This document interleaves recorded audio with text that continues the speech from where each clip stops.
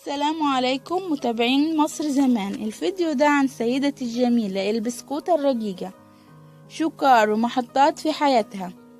توفت صباح يوم الجمعة الفنانة الكبيرة شوكار من مواليد 24 نوفمبر 1938، وهي من جذور تركية، من أب تركي وأم شركسية. ولدت في مدينة الإسكندرية وبدأت عملها في السينما عام 1960 بفيلم حب الوحيد. تلاها أدوار عديدة لأدوار تانية حتى تألقت في البطولات مع الفنان الراحل فؤاد المهندس. ومن أفلامها معه أخطر رجل في العالم، شنبه في المصيدة، العتبة جزاز، أرض النفاق، سفاح النساء، الراجل ده هيجنني، مدرسة المراهقين وغيرها. ومن المسرحيات التي قامت ببطولتها أنا وهو وهي، حواء الساعة 12، سيدتي الجميلة، أنا فين وانت فين. ومنذ مطلع السبعينات ركزت أكتر على العمل السينمائي، فقدمت عشرات الأفلام، منها الكرنك، السجامات، دايرة الانتقام، طائر الليل الحزين، أمريكا شيكا بيكا. وكان آخر فيلم لها كلمني شكرا عام 2010. كما قدمت بعد ذلك العديد من الأعمال التلفزيونية تنوعت ما بين الكوميديا والتراجيديا، منها امرأة من زمن الحب، هوانم جاردن سيتي، بنت من شبرا، كلام رجالة. بلغت أعمالها أكثر من 170 عملا فنيا. تزوجت الفنانة شوكار من المحاسب حسن نافع الجواهرجي، وأنجبت منه ابنتها الوحيدة منة الله. وبعد وفاته تزوجت من الفنان الراحل فؤاد المهندس، وانفصلوا بعد الزواج ده فترة كبيرة، ثم تزوجت للمرة الثالثة والأخيرة من مدحت يوسف. سنة 1963 اكتشف عبد المنعم مدبولي ممثلة جديدة اسمها شوكار إبراهيم، وقرر انها تلعب دور البطولة في مسرحيته الجديدة السكرتير الفني بدل برلنتي عبد الحميد. وفجأة لظروف سفر اعتذر الأستاذ السيد بودير بطل المسرحية، احتاس مدبولي وملقيش غير صديق عمره وعمه فؤاد المهندس علشان يقوم بالبطولة. فؤاد شاف الممثلة دي ما تنفعش في الكوميديا، لكن الأستاذ فضين عبد الوهاب قاله دي هتبقى اكتشاف، وده اللي حصل. ولعبت الصدفة دورها في بداية العلاقة بين الأستاذ وتلميذته، ونجحت المسرحية وقلبت الدنيا، وكانت الخطوة الأولى في علاقة جمعت الاتنين لحوالي 17 سنة. وتعلق فؤاد بشوكار وتملك الحب في قلوبهم، لكن الأستاذ كان راجل شيك وتقيل، سنة كاملة ما بيظهروش غير مع بعض في أي مكان، كل الوسط كان بيقول فيه حاجة. وتكرر التعاون في مسرحية أنا وهو وهي سنة 1964، فطلب فؤاد المهندس الزواج منها على خشبة المسرح أثناء العرض، لما قال لها تتجوزيني يا بسكوتة، فأجابت أخيرا قلتها، وضجت الصالة فرح بتسقف وتصفر، وبقى في مشروع جواز عروسين، وما حضرش العروسين لحفل الفرح، ولكن الصدفة لعبت دورها في حياتهم تاني، وبرضو عن طريق التمثيل، لأنهم قاموا سوا في نفس سنة 64 ببطولة فيلم هارب من الزواج. وفي أثناء تصوير المشهد الأخير جات الفكرة للأستاذ وحطها موضع التنفيذ، لأنهم في المشهد مثلوا عريس وعروسة يوم فرحهم، فاستغل المشهد وأخدها بلبس التصوير وراح على المأذون، وتحول التمثيل لواقع، وتوجت قصة حبهم بالزواج. وكان معاهم المخرج حسن الصيفي والفنانة زهرة العلا، ودخل العصفورين للعش الهادي. 7 سنين من الاستقرار الفني والعاطفي، وكانوا أشهر وأجمل دويتو فني في تاريخ السينما والمسرح. زهرة فنية عجيبة، كيمياء مدهشة، ولحد النهاردة مفيش حد بيذكر فؤاد المهندس إلا ومعاه شوكار، والعكس صحيح، تحسهم مخلوقين لبعض وما ينفعوش لغير بعض. تفاهم من النظرات واللفتات، حالة من الاتفاق والتوافق الروحي، سمحة قريرة، المادة الخام للسعادة عاشوها سوا، وكانت كلمة السر بينهم هي الحب.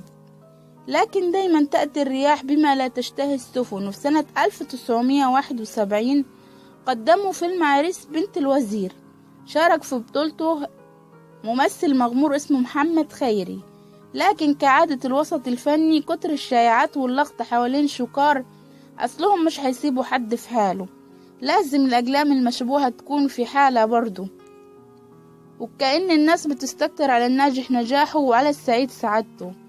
فنسجت خيوط وألفت سيناريوهات الله أعلم بيها. وفي صحفي في مجلة الشبكة اللبنانية ما ذكرش اسمه كتب تقرير طويل عن علاقة بتربط شوكار بمحمد خيري، واستغل سمعة محمد خيري من علاقاته النسائية الكثيرة. وبعد 5 شهور من التأليف والتأويل والكلام اللي سم البدن، فاض الكيل بالأستاذ، وكانوا سهرانين في كازينو، وحضر محمد خيري، وحصل شد وجذب بينه وبين الأستاذ فؤاد، وأصواتهم عليت، والأول مرة يتنرفز عمه فؤاد ويشتم ويتدخل الأمن اللي يفصل بينهم. بعدين رجعوا الزوجين لبيتهم وهم مضغوطين بما فيه الكفاية، ما تفهموش، كل واحد فيه حمل للتاني غلط. شبت أول وآخر خناقة بينهم، وكانت شكار بتفتح جزازة كولا عشان تشربها، وفؤاد لسه متعصب وبيزعج لها، فهي طاحت بالجزازة من ايديها من زهقها، راحت خبط راسه وتعور. باتت ليلتها عند صديقتها الفنانة سهير البابلي، واستغل الصحفي المجهول كل الأحداث دي عشان يعكر الصفو بين الزوجين ويأكد بيها حدوته المبهوتة، وتم تشويه صورتهم مع سبق الإصرار والترصد، واستلمتهم الصحافة جلد وتجسس ومراقبة، وكل واحد يزود حتة من عنده، وحاجة آخر مرار. فؤاد المهندس استحمل كل ده وحاول يتعايش مع الأمر، لكنه فشل غصب عنه، خصوصا وإنه كان بيغير على شكار بشكل عنيف جدا، بيغير من الهوا لو فات بين خصلات شعرها، وبقى كل كلمة بتنكتب بتتغمس من دمه وأعصابه، وبكده في حاجة بينهم انكسرت وعلى وشك الانهيار وغير قابلة للتصليح، وقرر الانفصال بينهم بقى قاب قوسين أو أدنى. ولأنهم مصنوعين من الفن السابع، كانت الصدفة التمثيلية هي المتحكم في مصيرهم، سواء لقاء، حب، زواج، مشاكل، فكان لازم الطلاق يحصل برضه بمصادفة فنية. وأخذوا القرار بالفعل بكل هدوء، وتفهم الطرفين الأسباب اللي دفعتهم للقرار الصعب ده. والصدفة الفنية المرة دي كانت أثناء تصويرهم لأحداث فيلم فيفا زلاطة سنة 1976.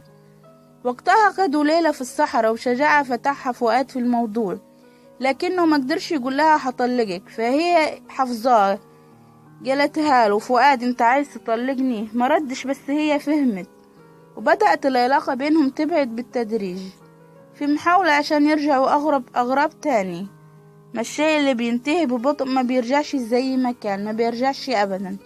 وبعد 4 سنين كمان أخذوا القرار الصعب، وفي الختام كانت الصدفة الفنية الجديدة بعد ما شاركته بصوتها في مسرحية سك على بناتك سنة 1980. كاد شغفه حبا، واللي بيحب عمره ما بينسى، وهو كان قراره حفاظا على الحب ده، لأن الغيرة المبالغ فيها بتشقق جدران البيوت وبتطرد الونس وبتدفن الحب مهما كان تحت أكوام من التراب. مخالفات نفسية من عدم الثقة والشك والاستجواب والتفتيش الذاتي، فكان لابد من وضع الحد والطلاق حفاظا على الود المتبادل والمشاعر السرية. محمد فؤاد المهندس كان سايق العربية بيوصل والده للبيت بعد عرض مسرحية سك على بناتك، وسأله عن سبب انفصاله، فقال له: عشان بحبها يا ابني، والقرار ده أفضل لينا. فلسفة عميقة ما يفهمهاش غير أولي الألباب. انفصل في هدوء وبدون مشكلات. ومحمد وصف علاقة الطليقين وقال: ظلت علاقتهما قوية بعد الطلاق، وقوية الصداقة بينهم، فكانت تطبخ له الأكل اللي يحبه وترسله إليه، كما إنه كلما احتاج شيئا اتصل بها، فكانت ترد دايما وتقول: عينيا يا فؤاد. ومن الصدف العجيبة إنهم زي ما حولوا زواجهم في فيلم هارب من الزواج لواقع، برضو حولوا انفصالهم في مسرحية سك على بناتك لواقع. والتلميذة عاشت حياتها شايلة حب الأستاذ جواها، تقدير، ثقة، احترام، كل حاجة حلوة. مفيش دليل على كده إلا انهيارها وبكاها يوم وفاته وتعلقها بنعشه وهو رايح لمرقده الأخير، كأن روحها مربوطة بروحه وانقطعت منها واندفنت معاه تحت التراب، على أمل لقاء عند ربنا بدون تدخل من البشر، وبدون ما حد يحشر نفسه في حالهم، بدون أي دسائس صحفية تنغص القلب. ورحلت شكار، يمكن تكون دي فرصة اللقاء الأبدي لحقته في المشوار اللي سبقها ليه. يمكن المولى له تقدير لا يخطر على بال بشر. ماتت البسكوتة وانتهت الحكاية، والستارة اندلست ونزلت كلمة النهاية، ومش باقي غير سقفة الجمهور، واحنا الجمهور يا جماعة. فسلاما على من أسعدونا، سلاما ورحمة الله. ربنا يرحم الأستاذ وتلميذته ويغفر لهم. ربنا يرحم عمو فؤاد وشكار، رحم الله فنانين.